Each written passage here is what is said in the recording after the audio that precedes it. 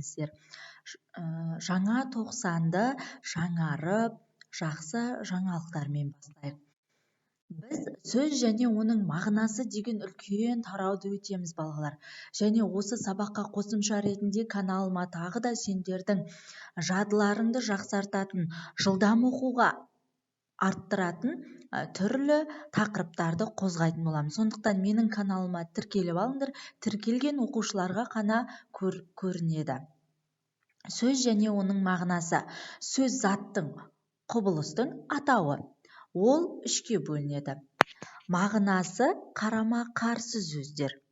Және мағынасы бір-біріне жуық сөздер. Және дыбысталуы бірдей, бірақ мағынасы әр басқа сөздер. Құбылыстың атауы болады. Сонымен қатар сөздер мына анықтамалардан тұрады. Заттың атын білдіретін сөздер, заттың сынын білдіретін сөздер, заттың қимылын және санын білдіретін сөздер. Балалар, осы тұста сендерге мен ауызша айта кетейін. Заттың атын білдіретін. Мысалы, қаламсап, заттың аты. Ал егерде қаламсаптың сынын білетін болсақ, қандай деген сұрақ қойып көреміз? Ол кезде қара қаламсап деп айтамыз. Одан кейін қарындашты алайық. Заттың қимылын білдіретін сөздер. Мысалы, қарындашпен оқушы жазады. Бұл жерде жазатындығын айтып тұр. Одан кейін заттың санын білдіретін сөздер. Егерде сен құрбыңа 10 қаламсап немесе қарындаш беретін болсаң, неше қарындаш бердің дегенде 10 қарындаш болса, заттың санын білдіреді.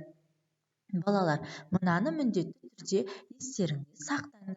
Бұл ережелерді біз қайталап отыратын боламыз. Сөздің не екенін, сөз мағынасының түрлерін білетін боласыңдар бүгін. Сөз және оның мағынасы. Бірінші жаттығу. Тақырыбы бойынша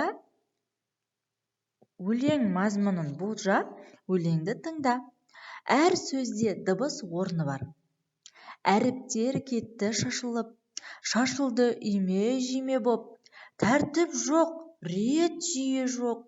М жатыр у қасында, му деген сөз жоқ расында. Ж отыр оның солында, мәнісі жоға оныңда. О мен Т қатар дөп келіп, оқылды маздап, от болып. Әр сөзде дыбыс орны бар, орайын тауып орнығар. Мұзафар Әлімбай. Балалар, бұл жерде му деген сөз жоқ, қазақ тілінде, және жо деген де жоқ. Егер о солында болатын болса, о-жы болады, ол да жоқ. Ал қазақта от деген сөз бар, оны қолданасыңдар. Жарайсыңдар. Сөз неден құралады? Сұрақ. Сөз неден құралады? Сөз әріптен құралады. Мысалы, ата сөзі болса, неше әріп бар? Дұрыс айтасыңдар, 3 әріп бар. Қандай ақылды баласыңдар? Мағынасы болмаса сөз бола ала ма, балалар? Комментарийге жауабын қалдырыңдар. Мен міндетті түрде оқитын боламын. Есте сақта, сөз дыбыстардан құралады. Сөз белгілі бір мағынаны білдіреді. Сөз неден құралады? Әріптен және дыбыстан құралады, балалар. Екінші жаттығу.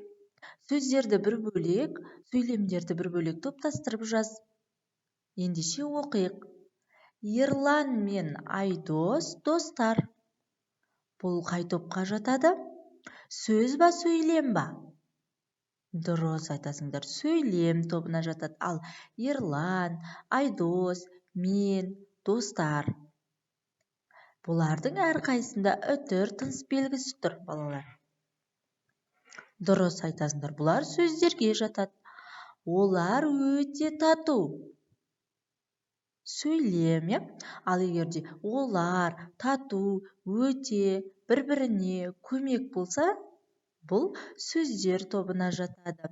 Ендеше сөздер тобына Ерлан, Айдос, мен, достар, олар, тату, өте бір-біріне және көмек жатады. Ал сөйлемге Ерлан мен Айдос достар, олар өте тату және бір-біріне көмектесіп жүреді. Балалар, сендер де достарыңа көмектесесіңдер ме? Жарайсыңдар. Үшінші жаттығу: берілген буындардан сөз құрап айт. Балалар, каналға тіркелуді ұмытпаймыз. Қандай сөздер айтамыз? Мысалы, дос. Жоқ, ұйқаспайды. Білім.